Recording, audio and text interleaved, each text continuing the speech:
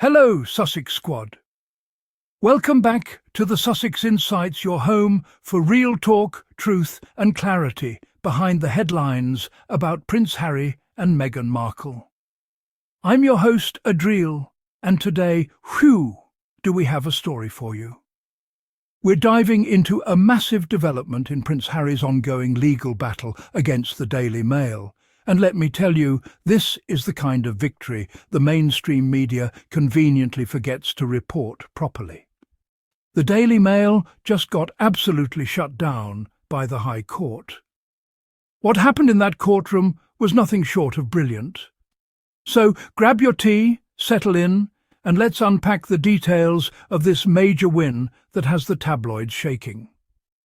First, let's set the stage. This isn't just Prince Harry fighting alone.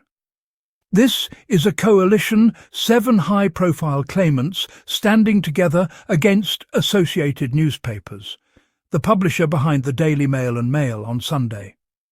We're talking about Baroness Doreen Lawrence, Sir Elton John, David Furnish, Sadie Frost, Sir Simon Hughes, Elizabeth Hurley, and of course Prince Harry, the Duke of Sussex.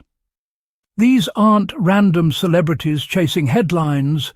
These are respected public figures who have allegedly endured years of unlawful information, gathering, phone hacking, data theft and illegal surveillance.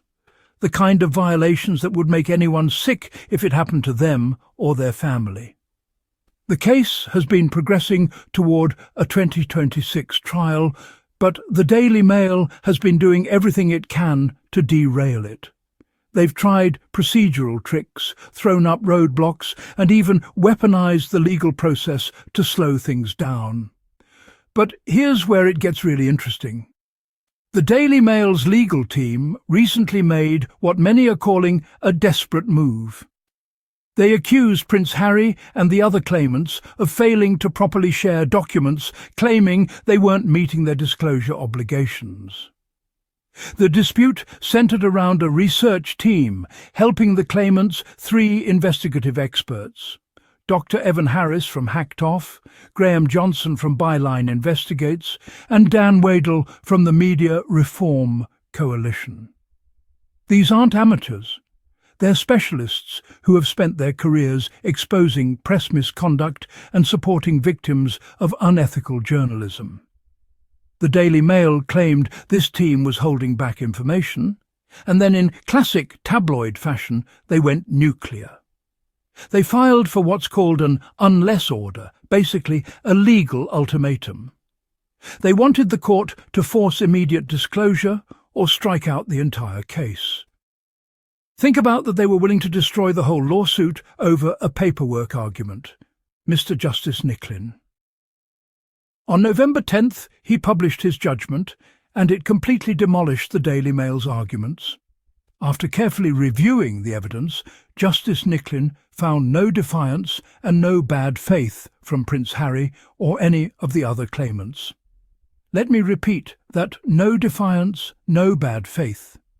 Yes, the judge agreed that the documents held by the researchers count as part of the claimant's disclosure. But, and this is key, he refused to impose any sanctions. The unless order, rejected.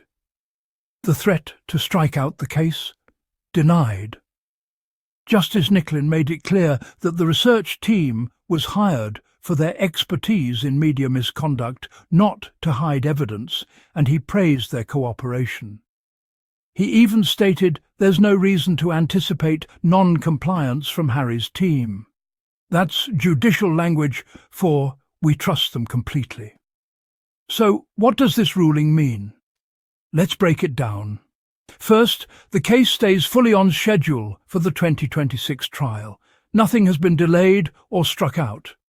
The Daily Mail's attempt to derail the case failed spectacularly. Second, the court reaffirmed its trust in Prince Harry's conduct. That's huge. For years, tabloids have painted him as difficult or vindictive. The High Court just said the opposite, that he's acting responsibly and in good faith. Third, The ruling limits the Daily Mail's ability to keep using procedural distractions. The court basically said, "Enough with the games, let's focus on the substance." And what's that substance? Whether unlawful information gathering like phone hacking, surveillance and data theft took place at the Mail's newsrooms. Whether they broke the law to get stories on these 7 individuals. Now, let's zoom out for the bigger picture. For months, the Daily Mail has been desperate to peek at the evidence Prince Harry's team holds. Why? Because they're not just defending themselves, they're trying to prepare their spin, their counter-narrative, their media campaign. Justice Nicklin saw right through it. He confirmed that while some materials are journalistically sensitive, they're still within proper legal disclosure, and the publisher's bid to narrow or dismiss the claims collapsed. Their argument that the case was too old, time-barred, as lawyers say, dismissed. And the reason why is damning.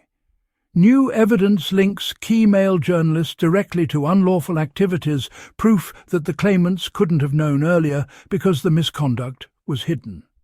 That completely destroys the Mail's argument that Harry and others waited too long. Now, here's what we need to prepare for. When the tabloids lose in court, they don't take it gracefully. They double down. We've seen it time and time again. When Harry and Meghan win in court, the media backlash intensifies. And this ruling even acknowledges that reaction, noting that the Daily Mail and other tabloids may respond with more aggressive coverage. But here's the thing, we're used to that, aren't we? We've seen the smears.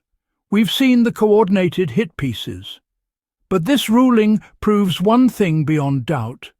The tide has turned. The Daily Mail is losing control of the narrative in the one place where spin doesn't work, the courtroom. In court, facts matter, evidence matters, truth matters. And by those measures, Prince Harry is winning. This case is about more than just Harry and Meghan. It's about accountability. It's about justice for victims of media abuse. It's about ending the idea that powerful press corporations can break the law without consequence. Prince Harry isn't doing this for fame or money. He's doing it because someone has to take a stand and say, enough is enough. The British tabloid press has destroyed lives and violated human rights for profit. And when you look at who's standing beside Harry Baroness Lawrence, Sir Elton John, Sadie Frost, you see people who know what it's like to be hurt and humiliated by unethical journalism. They're demanding accountability, and they deserve it. So, where does this leave us? With a clear court victory for Prince Harry and his fellow claimants, with the Daily Mail's tactics exposed and rejected, with the 2026 trial on track, and with growing evidence that's becoming harder and harder for associated newspapers to explain away. The truth is coming out, and no amount of tabloid spin can change what happens when the facts are laid bare before a judge. If you found this breakdown helpful, don't forget to like, subscribe, and share this video. We'll keep following this case every step of the way, bringing you the real story that the mainstream media won't tell you. And if you'd like to support the Sussex Insights and help us keep producing independent coverage like this, you can donate via Super Thanks, PayPal, or Buy Me a Coffee. All the links are in the description below. Every bit of support helps us keep bringing you the truth about Harry, Meghan, and their fight for justice. Thanks so much for watching, and remember, the truth always comes out eventually, and Prince Harry, he's making sure of it.